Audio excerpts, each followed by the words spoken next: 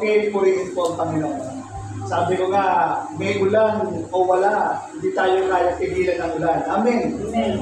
Itutuloy at itutuloy pa rin ang pagsamba. Kahit ilang piraso lang ang mahalaga na gampanan natin ang ating tungkulin sa harapan ng ating Panginoon. Kasalamat po sa hamon ng ulan na kung saan ay sumugod dito para magpuri at magsamba sa ating pong Panginoon. Ang Diyos po ay nagagalang at natutuwa sa mga tawag ito, sumubok at hindi nagpaharang sa ulan. At pumunta sila sa lugar na ito upang magbigay pasasalamat sa Diyos. Amen po. So praise God. Katulad po ng ating po pinag-usapan ng nakaraang Sunday, no, ang continuous ng ating pong pinag-aaralan about doon sa the 7 blessing of Abraham. No, binigyan natin ito ng title na The Favor of God. No? Hindi natin alam bilang mananampalataya na tumanggap sa ating Panginoong Jesucristo bilang Panginoon na tagapagligtas sa ating buhay, meron pong pabor na gagaling sa Diyos ang kanyang mga anak. No? Kay Abraham, binigyan siya ng pabor ng Panginoon. Kaya hindi siya magalaw-galaw eh. Kung nabasa niyo yung kanyang buhay, hindi siya magalaw-galaw. Bakit? Kasi nga may pabor ng Diyos na gumagalaw sa kanyang buhay. Kaya kung tayo bilang mananampalataya sa Panginoon, meron tayong pabor. Di ba kayo masaya doon? No? So mamaya, itutuloy-tuloy natin ito hanggang sa matapos natin, nabanggit na natin yung tatlo. Ano ba yung pabor? Kumuha tayo ng konting explanation patungkol po sa tinatawag na pabor. Ang pabor ng Diyos ay sapat upang baguhin ang ating kalagayan. Yung sitwasyon natin kung isa para bagang mahirap, pero makikita mo yung kamay ng Diyos gumagalaw. Nagbigay tayo ng mga halimbawa. Ano ba yung mga halimbawa yan? Sa dami ng aplikante, halimbawa tayo nagtatrabaho. No. Tapos, ang dami na nag-apply. Tapos, nung papasok ka, hindi pa kumpleto yung requirements mo, sabi na, okay, tanggap ka na. Di ba pabor yun? Nung ako po ay nag-apply dito sa Roma, sa may San Miguel Ville, sa mga Magnolia. No? Nung nag-apply ako, binibigay ko yung requirements ko, sabi niya, kahit di na to, sabi niya, okay na yan, basta pumasok ka na. Diba? Pabor ng Diyos yun eh. No? Kahit man sabihin na natin na talagang may kakilala ka, pinaburan ka pa rin ng Diyos kung bakit ka nakarating doon. Amen po. Ang sabi dyan, meron pa. No? Yung Bill Hospital, wala kang pambayad. No? Pero nakita mo, yung kamay ng Diyos, kumilos. Gumamit ang Diyos ng ibang tao para matustusan yung pangangailangan mo doon sa hospital. Hindi ba pabor ng Diyos yan? And that is the favor of God. Kaya sabihin pa na ng palataya, pasalamatan natin ang Diyos sapagkat tayong lahat na tumanggap sa Kanya, hallelujah, may pabor na binibigay ang Diyos sa atin. Sabi dito, ibig sabihin ng pabor ng Diyos, may mga pintuang bumubukas na hindi mo inaasahan. Amen. Amen ba yun? Amen. Kaya nga nakakasurvive tayo eh. Yes. Amen. May pintuan na binubuksan ng Diyos na hindi natin inaasahan, and that is the favor of God. Amen. Kaya, sabi na natin kung talakayan natin nung nakaraang Sunday, sabi ng Galatia 3:29, at kung kayo kay Kristo, kayo'y mga anak ni Abraham at tagapagmana ng pangako ng Diyos. Amen. Dahil tinanggap natin si Jesus as Lord and personal Savior, bahagi na tayo doon sa seed. Bahagi na tayo sa pinangako ng Panginoon kay Abraham. No, hindi na tayo mga Hintil, kundi tayo mga spiritual Israelites. Amen. Through Jesus Christ. na ating pong Panginoon. Sabi dito, at kung kayo kay Kristo, kayo mga anak ni Abraham, at tagapagmana sa pangako ng Diyos. Ulitin natin yung tanong. Ano yung pangako ng Diyos ni Abraham? Excited tayo. Amen. Binanggit natin yung tatlo. Ano yung tatlo? Sa verse 1, now the Lord said to Abraham, get out. Ibig sabihin, umalis ka. Get out of your country, from your family, from your father's house, to the land that I will show you. Hindi mo ma-experience yung blessing ni Abraham o yung blessing ng Panginoon through Abraham kung hindi ka lalabas doon sa comfort zone mo.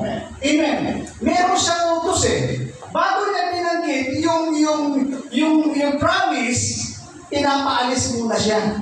Amen. Pinapaalis muna siya doon sa comfort zone niya. Ano yung comfort zone niya? Get out of your country. Ibig sabihin yan. No? Siyempre, kung literal, sa bansa mo, aalis ka. Pwede natin gawin literal. Umalis ka sa bahay mo. No? Umalis ka sa comfort zone mo. Umalis ka sa dami mong kinagagawian. Nakuha niyo po. That is a comfort zone. Kung ayaw mo nang gumalaw, nandun ka na lang. Ayaw mong mag-grow, ayaw mong lumaki, ayaw mong mag-expand, ayaw mong mag-explore. Doon ka na lang. Hindi yan mag-explore kung hindi ka aalis sa pinalalaman natin. Amen. Kaya sa verse 2, mapapansin ninyo, sa verse 1, sabi niya, to the land I will show you. Ibig sabihin, yung pagdadalhan sa'yo ng Panginoon, hindi mo alam kung saan pupunta. Sino nagsabi? Ang Panginoon. Sabi na, to the land that I will show you. Itong lupang ito, hindi pakikita ko sa iyo. Amen. Ang mahalaga lamang dito, lumabas ka doon sa comfort zone mo, sa pinalalagyan mo, kailangan mag-explore ka. So ano yung promise? Binanggit natin yung una, I will make a great nation. Ibig sabihin, lalaki ka. Amen. Si Abraham, hindi lang itong pamilya, lumaki siya. Naging malaking bansa siya at kinilala hanggang sa ngayon ang bansang Israel. Dahil ang bansang Israel ay siya yung pinakatatay ng bansang Israel. Kaya hanggang ngayon, nagkikira yung dalawa eh. Kung sino nga ba talagang dapat. Nung kanilang kapanahunan, na dapat ang panganay ang nagmamana. Pero iba, no? Ang nagmana yung bunso. No? Dahil hindi kay Agar ipinangako ng Diyos yung binibigay na promise ng Panginoon, kundi kay Abraham at kay Sarah ang binigay sa kanila yung promise. Nakukuha po. Kaya nga si Agar, anak ni Ismael, na siya ngayon gumagalaw sa Muslim area. Nandiyan yung Iran, na siya nagkikera ngayon. Nakukuha po ninyo. Sila yun. Pero bagamat hindi sila pinapura ng Panginoon, pero binigyan pa rin sila ng promise ng Panginoon, huwag kang mag-alala kasi umiyak si Agar eh. Dahil pinalayas sila dahil sa eskelos ni Sarah. Sabi niya gano'n. Kasi tinutuya siya ni Agar ni Sarah eh. So, pinalayas. Umiyak siya. Hindi niya alam kung saan siya kukuha ng pagkain. Mamamatay na baka dito. Ano sabi ng Panginoon? Huwag kang mag-alala. Yung anak mo, magiging dakila rin. Magiging bansa rin. Pero yung pabor na kay Israel, na kay Abraham. So, si Abraham, tatay niya si Ismael, anak niya si Abraham, anak niya si Ismael, at anak niya si Esau, si Jacob. Si Jacob na naging Israel. No? So, sa madaling sabi nga, lalawak ka. No? Ibig lang po sabihin dito, no? Kung papasinin mo, sabi ko na, I will make you great nation, lalaki ka. Gamitin natin ito in our personal way. Gusto ng Panginoon, lumawak ang ministry by the numbers. Amen. Palalakihin na ito. Kung hindi tayo lalabas doon sa ating comfort zone, hindi lalaki ito. Amen. Palalakihin na ito. Gawin natin personal. Dapat lumawak din ang iyong kaalaman. Amen. Kaya nga yung mga Christians, yung mga pastor, hindi tumitigil sa pag-aaral yan eh. Ang mga doktor, ang mga abogado, hindi, hanggang merong bago, aral ng aral. No, para hindi sila nauuli. Nakuha po ninyo, ganon din, sa paglilingkod sa Panginoon, gusto mo lumawak ang kaalaman mo, kailangan mo mag-aral. Kung ano yung task na nilalagay sa inyo ng Diyos, mag-aralan mo. Like halimbawa, si Brother Mark, no? Yung kanyang task, talagang gusto niya mag-gitara. Makikita mo si Brother Mark, nung maya-maya, gitara ng gitara yan. Pumunta ka sa kanila, minsan madatanong siya, gumigitara siya mag-isa. No? Bakit? Kasi minamaster niya kung ano yung sa kanya. Minsan pupuntuhan pa ako sa bahay niya, ganito po, pastor, ganito po, pastor. No? Ibig sabihin, nag-aaral siya. Pinapalawak niya kung ano yung nasa kanya. Kung ano ngayon yung nasa atin, para lumaki yan, hallelujah, palawakin natin. Umalis tayo doon sa kinagalingan natin, total okay na to, naintindihan na to ng Panginoon. No. Ibigay natin yung the best of the best sa paglilingkod sa Diyos. Amen. Amen. So sabi nila, I will bless you. Pangalawang pangako ng Panginoon, pangatlong pangako, make your name great. Yan po yung pangatlong pangako na pinag-aralan natin nung nakaraan Sunday. Sabi niya, and make your name great. Ibig sabihin yung pangalan mo, makikilala. Diba? Tayo. Hindi man tayo magkakadugo. Hindi tayo magkakapamilya.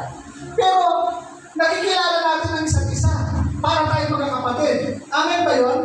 So, nakikilala yung mga bagay na ginagawa ng Panginoon sa ating pong mga buhay. Pupunta na tayo sa pang-apat. The seven blessing of Abraham, pupunta na tayo sa pang-apat. Ano yung pang-apat? You will be a blessing. Ilagay mo sa puso mo, sa dibdib mo, ang iyong kamay, sabi na, I am a blessing. Yes, I am. Yes, hindi ka pabigat. Hindi ka pabigat. Ikaw ay pagpapala. Ang mahirap sa mga kapatid, minsan sa pananampalataya, ang tingin ng ibang kapatid sa iyo ay tingin sa iyo pabigat. Sakit ng ulo. Problema ka. Pag dumating ka dito sa atin, nung dumating ka, naging problema ka. No. Yung mga taong tumitingin ng ganun sa iyo, may ingit yun sa puso. Naintindihan nyo? Yung tingin nila sa iyo, para magang ganito. Pare-pares naman natin na experience, no? Yung mga in the past natin. Yung previous na pinuntahan natin, yung dati natin kung saan tayo naroon. Naka-experience tayo ng gano'n. Yung in na in, pero out na in. Hindi na makapakiramdam. No? Na kung saan, akala nila nung dumating ka, ito yung aagaw sa akin ng trono. No? Minsan, kinausap ako, sabi niya, dito, isa lang yung hari. Hindi pwede maging dalawang hari. Eh sabi ko, ganun yung tingin nila sa'yo. Hindi ka nila tinignan as a blessing. Nakuha mo niyo. Tinitingnan ka nila bilang, ito yung aagaw sa akin ng trono. Dahil, tandaan natin, meron po kami pinag-aaralan nila Pastor Dutz at nilalagay po yun sa aming puso't isipan, yung salita ito. Pangit man, negatibo man tingnan, pero meron siyang positive na pamamaraan. Yung tinatawag na pastor, yung ano po, yung panakit butas na pastor, no? Ang tawag nila doon, panakit butas. Bakit? Kung ano yung kakulangan ng pastor, tinupunuan ito. Amen. Bakit man siyang pakinggan, in a way, pero hindi mo namamalayan, in a way, na ikaw pala ay nagiging blessing dahil kung ano yung kakulangan ng pastor, siya namang iyong ginagawa. Nakukuha po. So, tayo bilang mananampalataya, kung may mga bagay tayong naririnig, in the name of Jesus, it never be happen, and it shall not come to pass na hindi tayo gano'n. Bakit? Dahil isa sa mga pangako ng Panginoon, tayo po'y pagpapala. Amen. Amen. Amen. Kaya wag natin tingnan yung kapatid na para bagang aagawin ko sa akin ng trono. No? Mas siya yung tinatawag kaysa sa akin. Ako yung pastor dito. Eh bakit siyang nilalapitan niya? Ako yung pastor dito. Wag po. Wag natin nasungin ang ating isipan. Isipin natin malaking blessing ito sa akin. Buhat ng siya'y dumating sa akin. Marami siyang naitulong. Amen. Huwag natin tingnan na para bagang ano yan. Wag po. Tandaan natin, we are a blessing. Amen. Pagpapala ka, hindi ka pabigat sa ministry o kung saan man. Kaya tandaan natin bilang mga anak ng Diyos na kung saan bahagi sa lipi ni Abraham, kapag saan ka pumupunta, ilagay mo sa isip mo, sa puso mo na ikaw ay pagpapala. Amen. Pumunta ka sa bahay, you are a blessing. Hindi pumunta ka na parang VIP ang dating. Kung kailangan mo, minsan, di ba, inimbitahan tayo sa bahay. No? Minsan binibigyan tayo ng special treatment. Salamat! Dahil binibigyan tayo ng special treatment. Pero hanggat maaari, ayaw natin maging pabigat. Kung ano yung nakikita natin problema doon, kung pwede tayong makatulong tayo. Bakit? Kasi blessing tayo eh. Amen? Tingnan natin.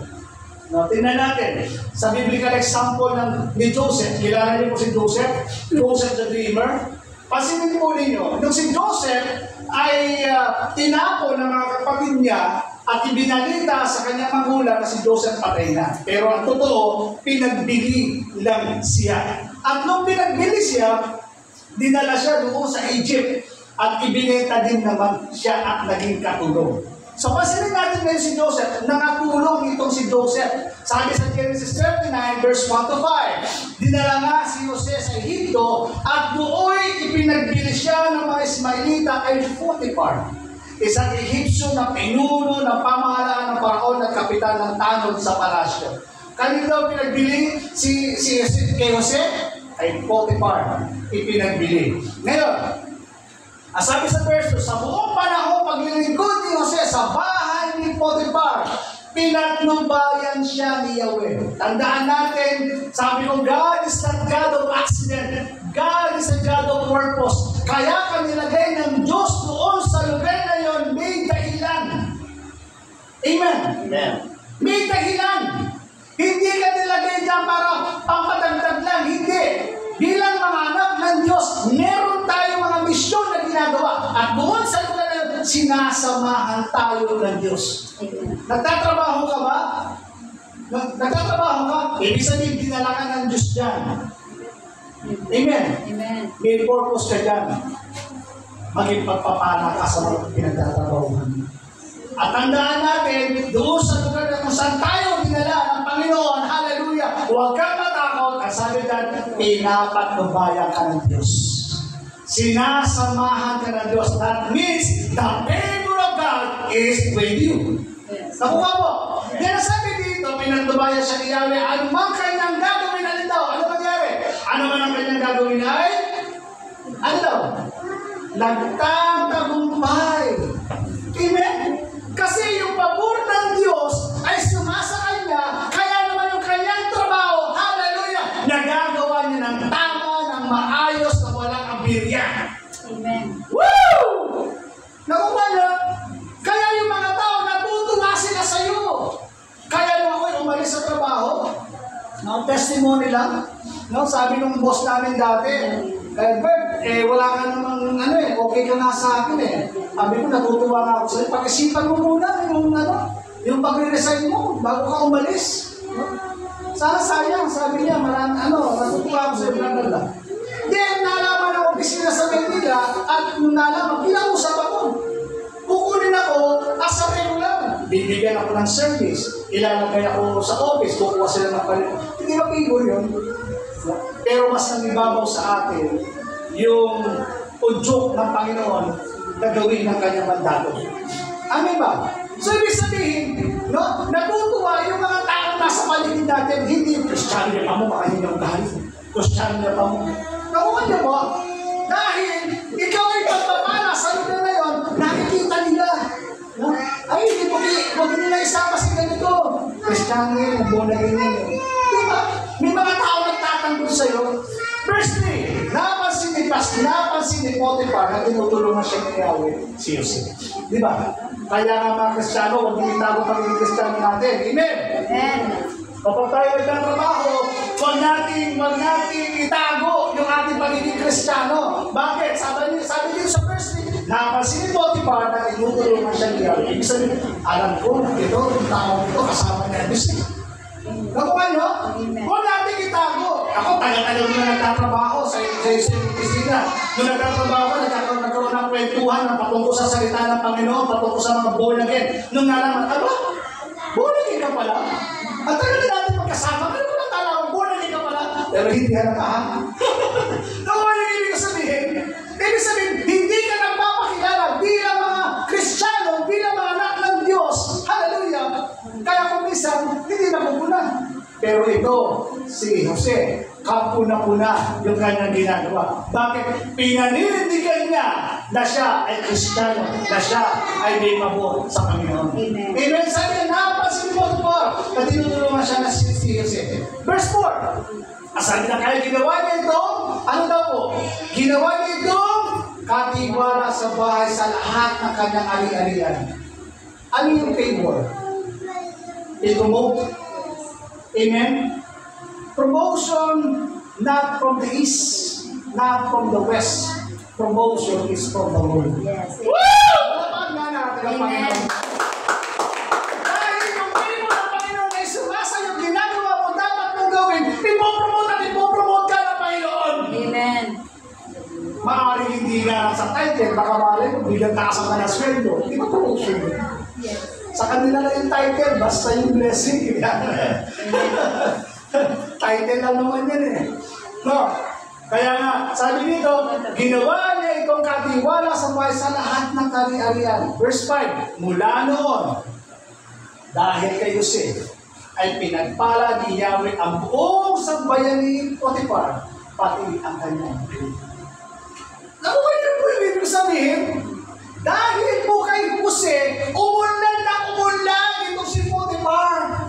Kaya mabuting na yung kapatid mo na isang, tawag nito, na isang kakompetensya.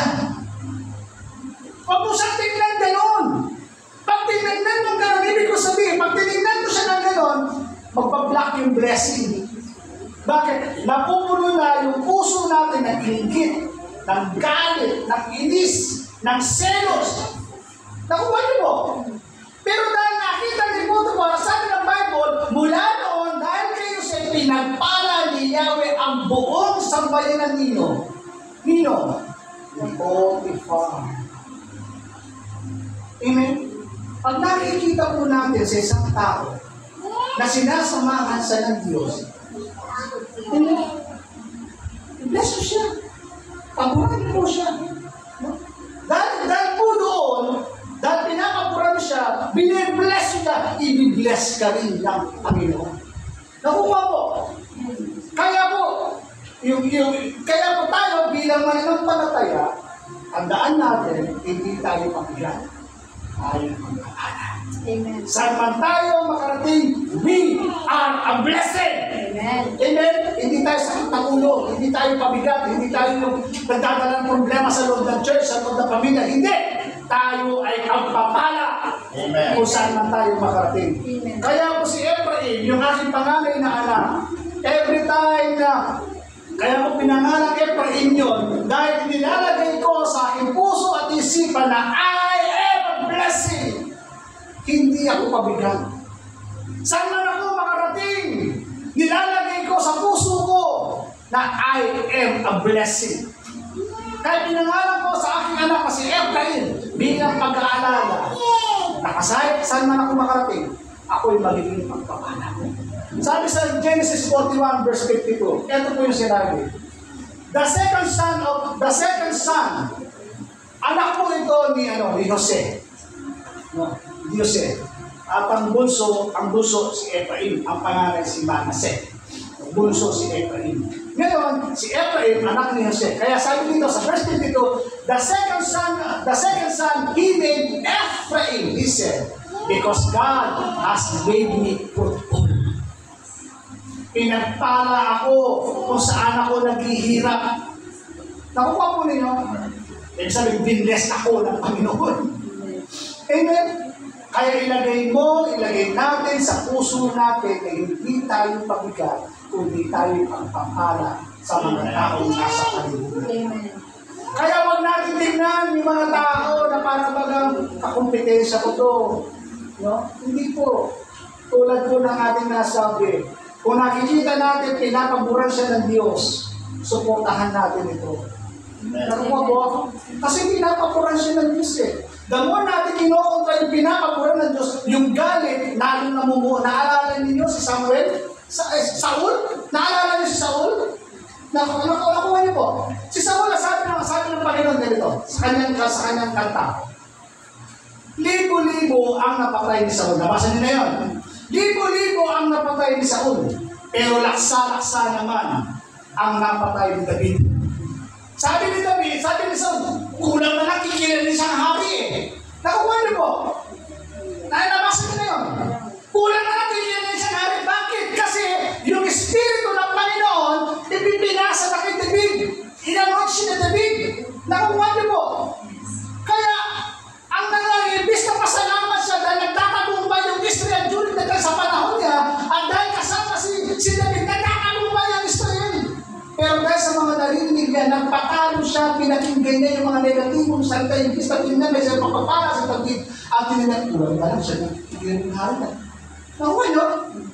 Yung accomplishment ni Saul, kakaunti. Pero yung accomplishment ni David, marami. Kaya nagkaroon ng inggit, nagkaroon ng selos. Kasabi na kulang na lang, siya nagkilalang hari ah. Nakuha niyo? Magmula noon, si David ay gusto niya at magmula noon, si David gusto na niya ipapatay. Nakuha niyo. Kaya nasulat yung Psalms 23. Yea, do I walk through the valley of the shadow of death. Bagamat ako'y hinahabol ako ng kamatayan. Habang ako nasa hinahabol ako ng kamatayan. Saan man ako makarating, hinahabol ako ng kamatayan. Sabi ni David, yea, do I walk through the valley of the shadow of death, I will fear no evil, for thou art with me. Dahil ang Diyos ay sumasakin. Hindi ako natatakot. Kapatid ko in faith, mamaya babanggitin natin yung mga first, no? Babanggitin natin ito, bahagi siya sa seven blessing. Gusto ko lang pansinin dito, no? Hindi mo siya nakatatakutan. Bakit? Kasi ang pabor ng Diyos ay sumasaya. Amen. Huwag mo katakutan yung kanilang mga sinasabi. Bagamat hinahabol ka ng mga nakaraan mo, hinahabol ka ng mga negatibong salitang galing sa'yo, huwag kang matakot doon. Yea, do I walk through the valley of the shadow of death, I will not fear of evil. Anong sagot na? For thou art with me. Hindi mo gusto lang katakutan. Amen. Panginoon. Pag-ilan na po ko? Pang-apat na yan, ha? Pang-apat. Pang-lima. Ano daw po? Verse 3. Ang sabi dyan, I will bless those who bless you. Kapatid ko in faith, pabor ko ng Panginoon. Pabor ko ng Panginoon. Bakit? Ang sino mang magpala sa iyo, ang Diyos ang nagsasalita kay Abraham. Amen ba yun? Ang sabi niya, ang pangako ng Diyos kay Abraham, ang sino mang magpala sa iyo, ano daw? Pagpapalain kita.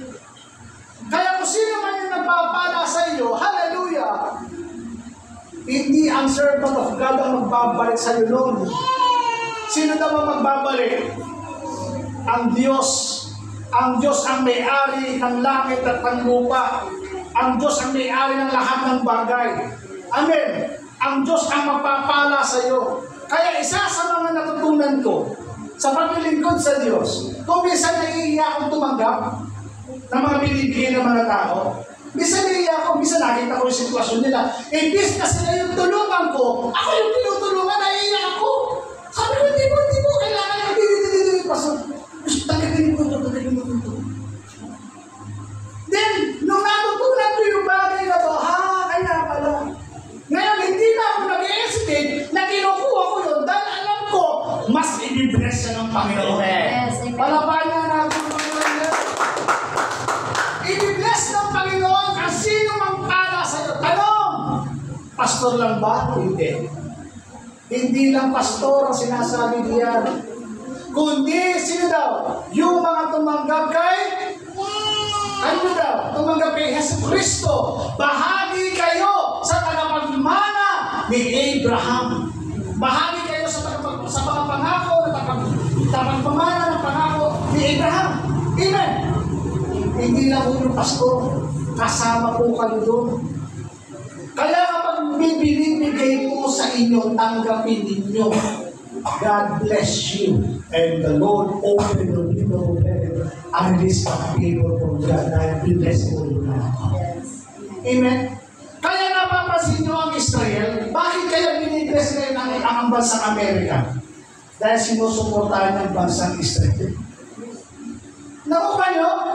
Kaya ang Amerika hanggang ngayon, malaking bansa, hindi siya basta-basta mapapatalo. Bakit? Kakampi nga ang Amerika eh. Kaya nga, nagkaroon ng ceasefire. Ang dalawang gera na nangyayari ngayon, ang gera ng Israel, nakialam.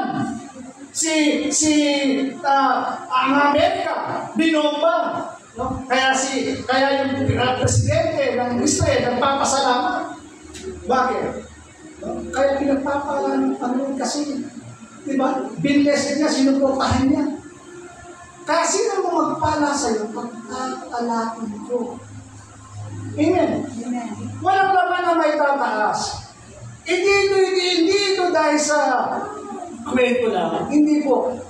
Personal mong maranasan ito. Walang naman na may tataas. Gusto ko lamang i-share yung mga bagay na testimony na sinasabi ng Panginoon. Itong salita nito, totoo! Amen. Hindi sa kwentong barbero. Totoo ito. Hindi lang siya nakasulat sa Biblia, kundi totoo mo itong mararanasan na sino mapagpala sa'yo, pagpapalain ka niya.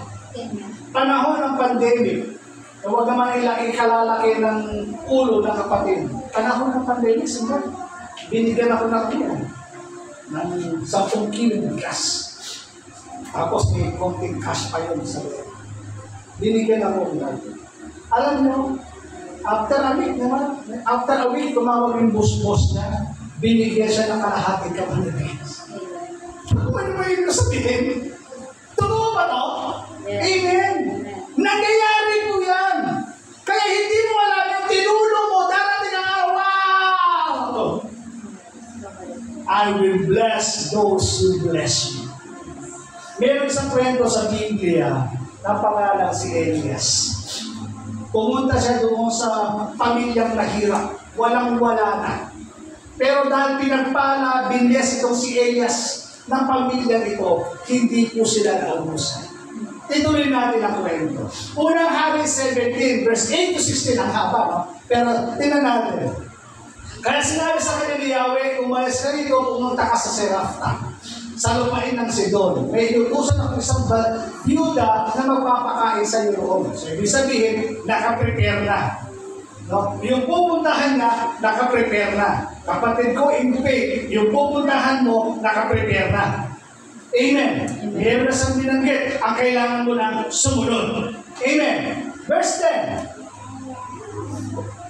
Verse 10, pumunta nga siya roon at nang papasok na siya sa pintuan ng lungsod, nakita niya ang byuda. Amen. Ano kaya yun? Alam niya, sabi ko ngayon, mga servant of God, isa yung mga discernment din. Kung baga alam ng Panginoon kung sino talaga pupuntahan.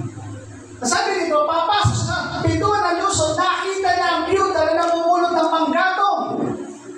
Sinabi niya sa babae, maaari mo bang makainom? Verse 11, alis ang babae upang ikuha ng tubig, nang pahapon ng sabihin, kung maaari po, bigyan niya rin ako ng kapirasong tinapay. Bigyan pa. Tubig lang yung hinihingi. Tapos pagdagulit, bigyan mo na rin ako ng tinapay. No? Pero dahil dinala siya ng Panginoon doon, yung favor ng Diyos ay sumasa kanya. At itong babae ko, hindi siya nagdalawang isip na suportahan, na ibigay yung pangangailangan ng lingkod ng Panginoon. Ano sumunod? Verse 12. Sumagot ang babae, saksi si Yahweh ang inyong buhay na Diyos, na wala kaming tinapay.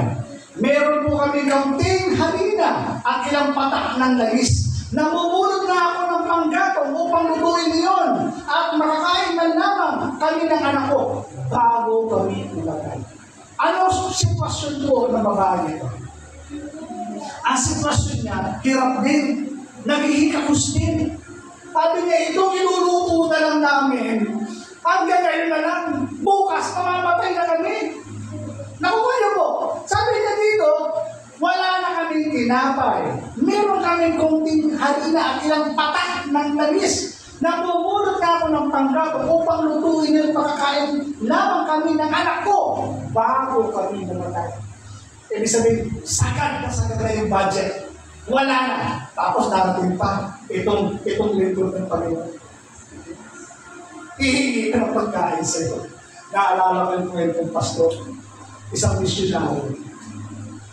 Nung pumunta yung pastor, kwento lang naman po ito. Nung pumunta yung pastor bilang misyonaryo doon sa isang kapatid, walang-wala. Ngayon, dahil gusto pakainin, no, hinapagan ng pagkain yung likod, yung misyonaryo. Habang kumakain, yung anak nakatingin yung tilapia. No? Buo yun, malaki. Yung tilapia lang ganun yung bata.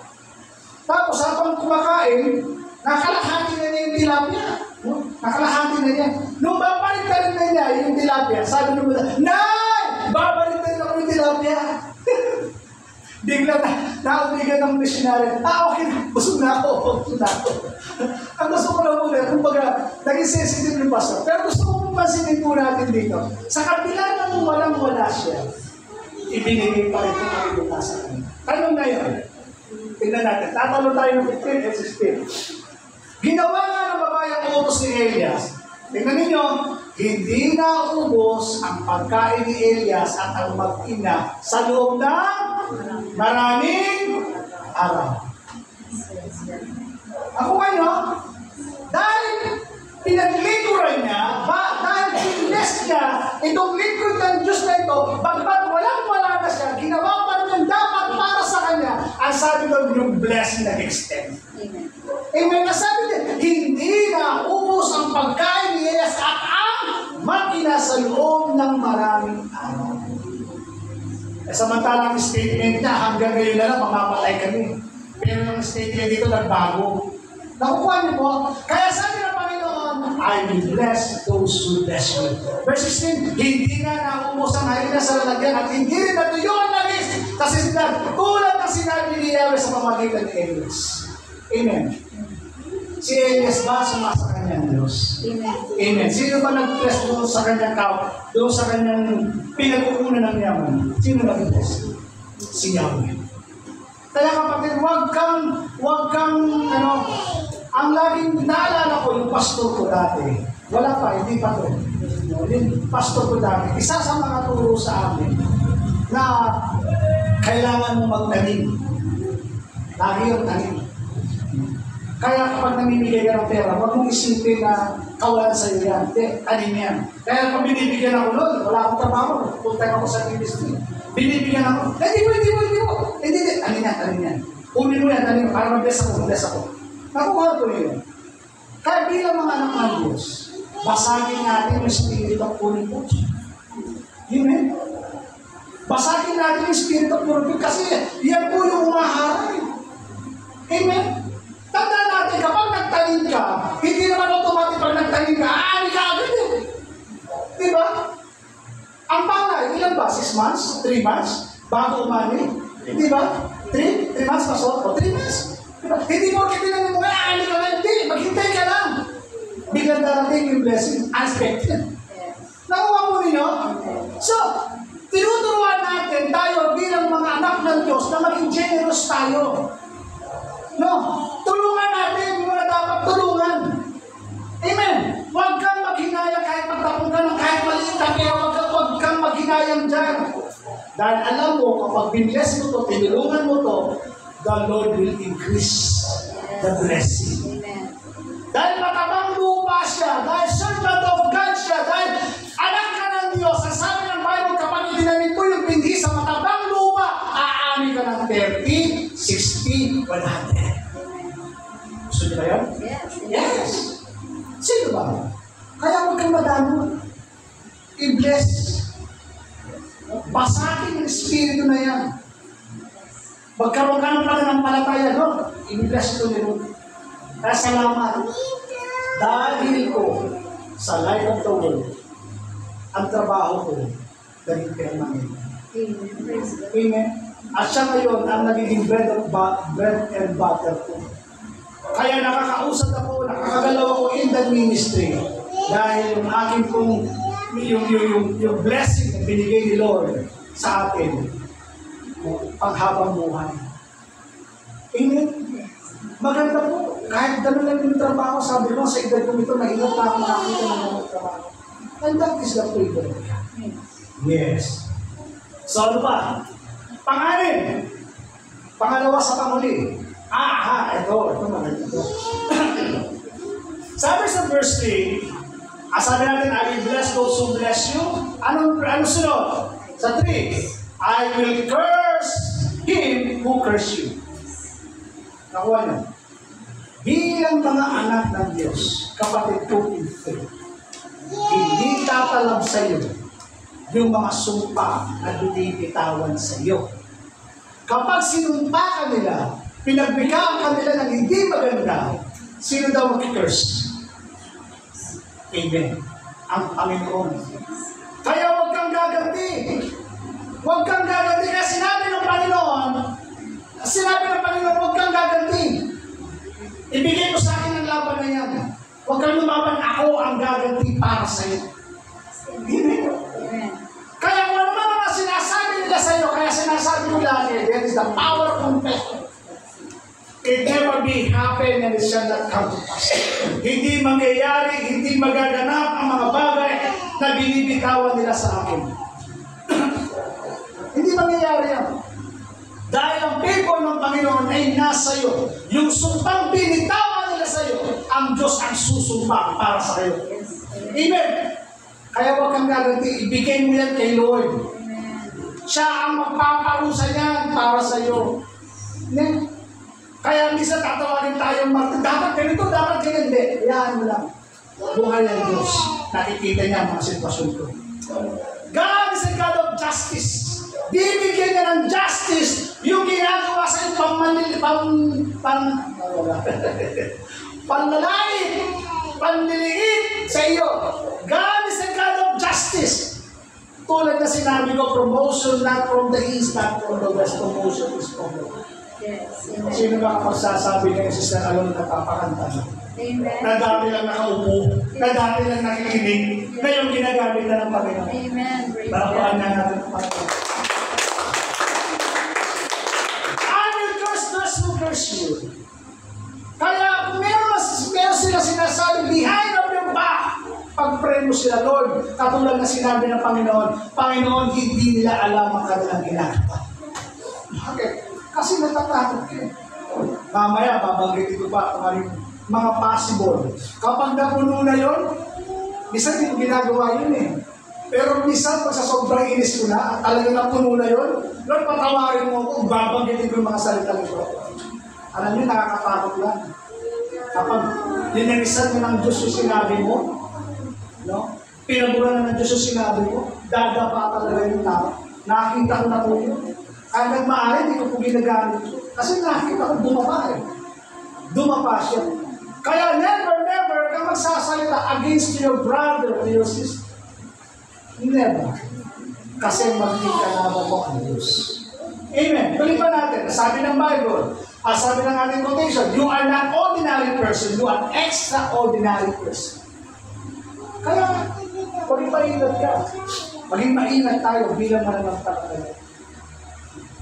Kaya kailangan lang talaga pigilin ito. Oo, tao tayo, nagagalit, naiinis, nakakapagsalita tayo ng mga bagay patungkol sa mga bagay na nararamdaman natin na gusto na natin magiganti. No? Biglang magpipitik yung sa ulo box. No? Hindi na ganun. Pipitik yun eh. Ewan ko lang kung na-experience yun. Yung ba gusto na, diba? Hindi mo mabanggit. Bakit? Kasi you are not ordinary person. You are extraordinary person. Huwag kang bababa doon sa level nila. Huwag kang bababa doon sa level nila. Kasi kung pinatulan mo yung level nila, magiging ganun ka na rin. So, nakuha po ninyo. Hindi kayo magka-level eh. Hindi kayo magkaiba kayo ng level of thinking. Kaya kung pinatulan mo yung level of thinking niya, hallelujah, magiging ganun ka na yan. Patulan. Lalo na nagbibigay ka sa Panginoon sa iyo. Tandaan mo, ang Diyos ang kakampi mo dito. Ang Diyos ang susumpa sa mga tao ang lilibak sa iyo. Ano sabi ng Bible?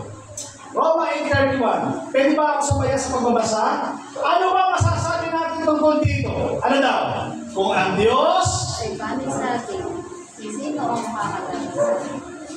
Tinanundigan mo ba yan? Yes. Hallelujah.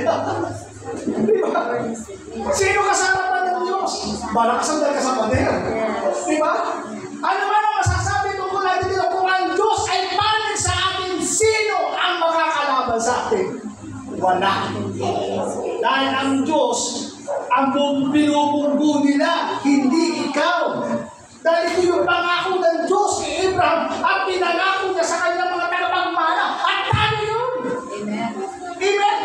Sino laban ngayon sa atin? Wala. Ang Diyos. Dahil ang Diyos ang kakampi natin. Amen. Sabi ko nga, iwan na tayo ng lahat kung lang ang Diyos. Kapag ang Diyos ang umalis pa sa atin, ano mangyayari sa buhay natin? Amen. Kaya huwag kang matakot kung ano mga bagay na sinasabi sa iyo. Dahil ang Diyos ang kakampi mo. You must stand the truth. Dahil yung truth, ang Panginoong Jesus. I am the way, the truth Amen. is the truth. Amen. Kahit pumindig ka lang, kaya mo lang. Alam mo kung i-entertain lang natin yung mga sasabihin nila, toxic yun sa ating kaisipan. Kapag yun, i-entertain na natin, ganun nga. Meron akong isa pang inahandang teaching. Be transformed by the renewing of your mind. Dahil ang battleground nandito. Kaya huwag mong paniwalaan ng mga bagay lahat ng narinig mo. Kasi nga, yan ang magpapagaling mo sa iyo. Amen. I-train mo yung isip mo. Yung isip natin. Tingnan natin yung tinatawag natin positive criticism. Tama ba yun natin? Yung positive criticism. Baga negative ang dating, pero tinitingnan mo siya as a positive. Tingnan mo siya rin. Huwag mo siyang tingnan. Oo nga. Kailangan tingnan mo siya rin. Siguro pag yung pagkakataon. No? Paano ko iti-train?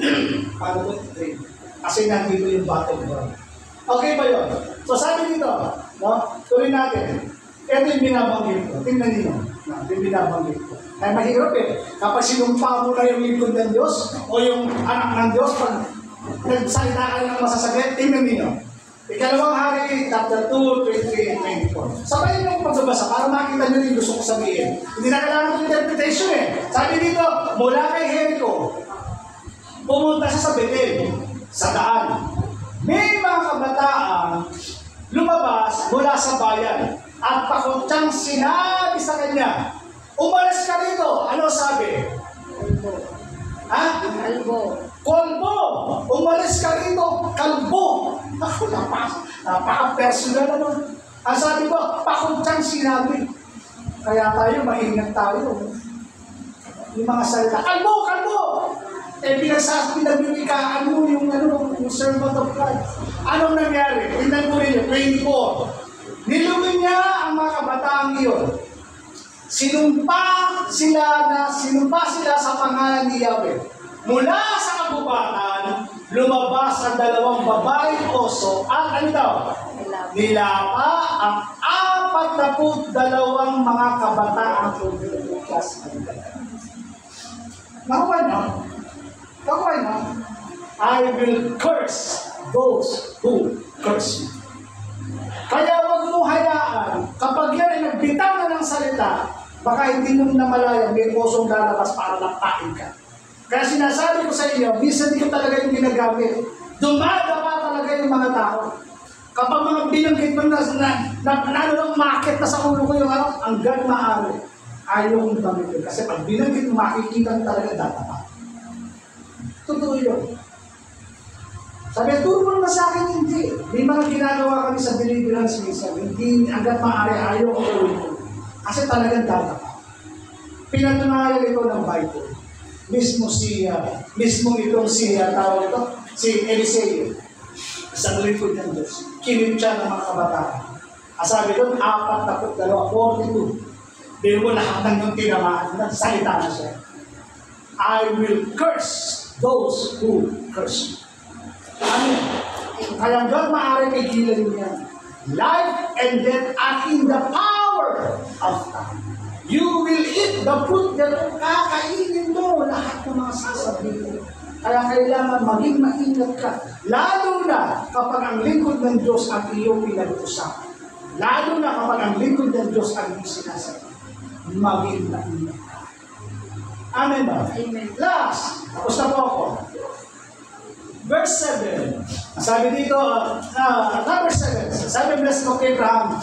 Sa verse, I will bless those who bless you. I will curse him who curse you. And in you, all the families of the earth shall be blessed. Dahil sa'yo, pagpapalain ko ang taong nasa. Amen. Masarap yun, no? Yung mga taong nasa paligid mo pagpapalain. Sabi, in you, all the families of the earth shall be blessed. Sa pamamagitan mo. Kaya kung sino mang pumukumpok sa'yo, kung sino mo yung pumupunta sa'yo, sa pamamagitan mo, pagpapalain ko sila. Amen? Kaya kapag dumarating yung servant of God, huwag mong isara yung pinto. Buksan mo yung pinto. Tanggapin mo yung servant of God sa loob ng tahanan mo. Dahil nibiglig itong blessing ng Panginoon. In you, all the families of the earth shall be blessed. Naku po. Kaya, hindi ka pabigat. You are a blessing. Yung pinupuntahan mo, pinagpapala ng Diyos. Pinagpapala. Kaya pag bumibisita ka sa mga amin nila, nagbabago yung awa. May mga biglang nangyayari. Bakit? Kasi baka po yung heaven. Amen? Bilang panguli mo, dito na ako matatapos. Mananalangin ka. Genesis 41:37, istorya pa rin ito ni Joseph. Sabi dito, nagustuhan ng Paraon ang kanyang mga kagawad ang panapala niya. Kasi si Joseph, na-interpret niya yung panaginip ng hari. Nakuha po ninyo. Na-interpret ni Joseph yung panaginip ng hari. Dahil wala makapag-interpret eh. No? Dahil nga, tinawag si Jose at interpret niya. Kaya sabi dito, nung in-interpret ni Jose, no? yung interpretation o yung panaginip ni Pharaoh, natuwa siya. No? Sabi niya, ang panaginip ko, sabi ng mahal, ang panaginip ko ganito.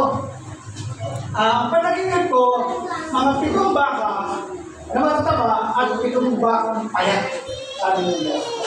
Ngayon, kinain ng matatabang baka, yung mga payat na baka. So, yun ang mga panaginip. Pinaliwanag po ito ni Jose. Sabi niya, mahal na hari, ang 7 ay sumisimbolo ng 7 taon. Yung matataba ay sumisimbolo sa masagaan ng 7 taon. At pagdating na 7 taon, malihirap ang bansa.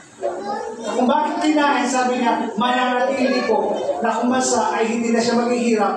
Kaya kinain ng matatabang baka, yung mga payat na baka, para manatili kong managana ang ating kong bayan. Kaya sabi dito sa verse 37, nagusto ng Paraon ang kanyang kagawan, ang kanyang panapalang Yosef. 38, sinabi nila, bakit po tayo maghanap ng iba? Samantalang nasa kanila ang Espiritu ng Diyos. Diba? Kaya sa counseling, nakikita nyo, sa mga counseling, isang bilang naniniwala na bilang isipan. Bakit? Kasi si Joseph, sinasamahan siya ng Diyos, kinakasihan siya ng Espiritu ng Diyos, the wisdom from above ay sumasakay niya. Kaya kapag yung counseling ay humingi ng advice, lumilinaw. Nakupamunin nyo. So sabi nila, sinabi nila, bakit mo tayo nahanap nila? Samantalang nasa kanya na ang Espiritu ng Diyos. Sumasa ka ng Espiritu ng Diyos. Kaya yung tanong nila, nasagot ni Jose. Tuloy natin. 39, kaya sinabi ng Paraon kay Jose, ang Diyos ang nagpakita sa iyo ng lahat ng ito. Kaya wala nang higit sa iyo ang karunungan at pangunawa. Kaya, verse 14, ikaw ang pamamahalain ko sa buong bansa. Susundan ka ng lahat ang aking trono lamang at hindi mapapasahin. Ano yung gusto mo mapansin? Dahil sa'yo, dahil kay Jose, pinagpala ang buong dilim. Amen? Dahil sa'yo. Kapatid ko in faith, kapag bumibisita ka, pinagpapala ng Panginoon yung tao bumibisita. Pinagpapala Bakit? Kasi may wisdom po ng baka na nagmumula sa Diyos. In, gusto ba niyo? Amen. Kaya po, 7 blessing of Abraham, kapatid ko in faith, nasa iyo. Nasa atin. Kaya, hindi ka ordinaryong tao.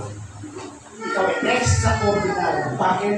Kasi ang Diyos ay sumasa. Amen. Kaya, kapatid ko in faith, chin up. Huwag kang lalakad na parang nakadugo. Lumakad kang nakataas ang mundo. Bakit? Kasi ang Diyos ay kasama.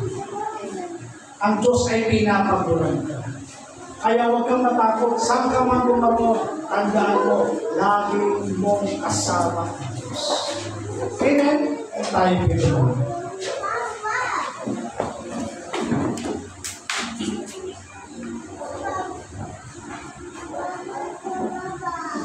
Hallelujah.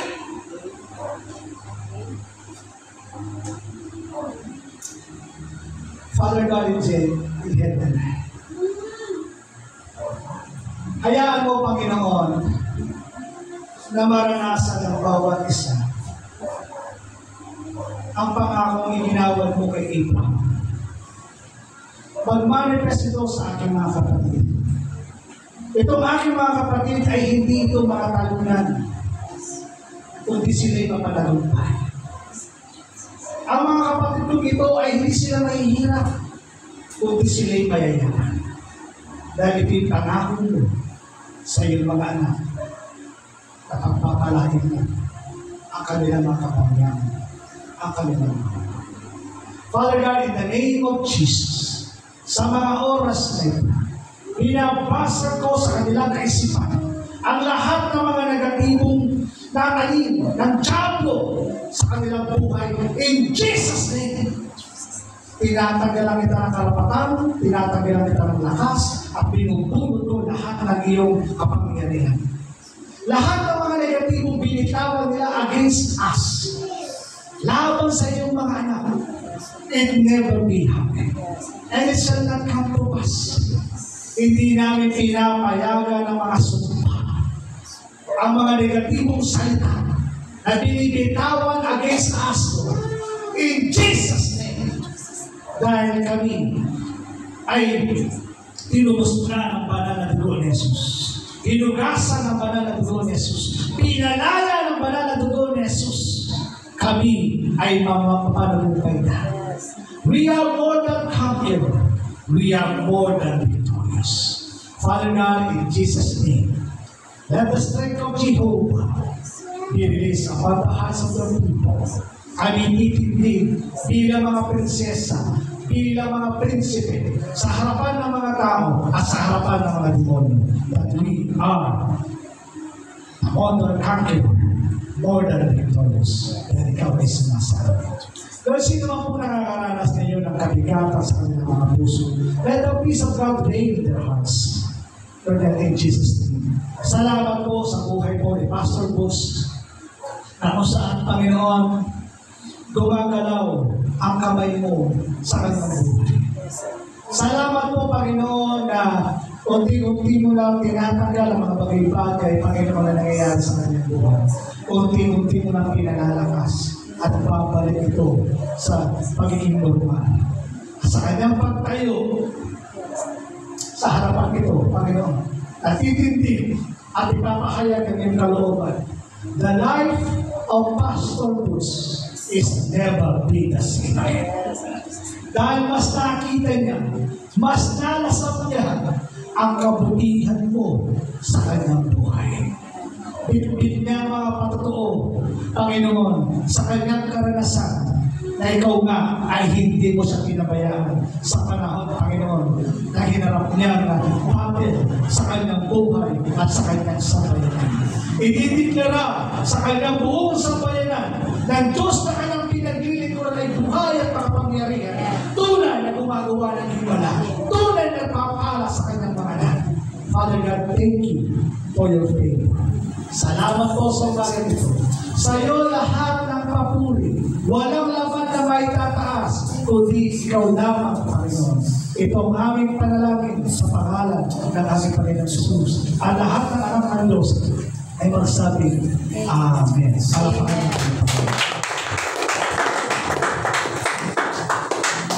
Hindi po makawag na po tayo at hanap po natin ang ating nagawa sa Panginoon. Narinig po naman natin, those who are the best, my people, be blessed. And the worst, who are the cursed, my people, be cursed. Ibig sabihin, may pangako pa ng Diyos sa atin. Kaya tayo, i-bless naman natin ang church natin. Tapos, uli ng ating pagbibigay.